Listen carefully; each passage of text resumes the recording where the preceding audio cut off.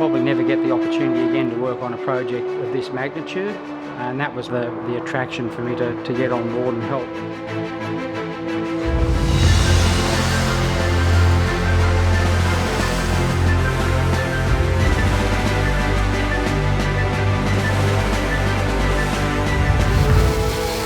It's really difficult to sort of try and convey in words to somebody what's been involved.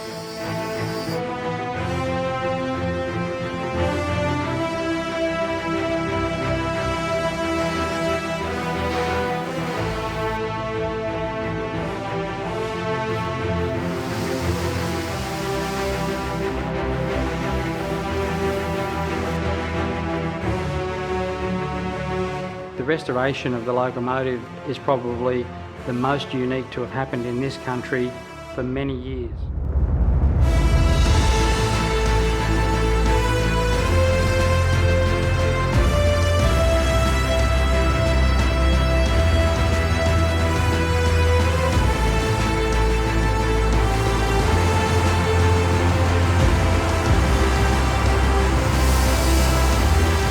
I think that, you know, the town needs to be commended for actually doing what they've done and trying to preserve this little piece of Queensland rail history.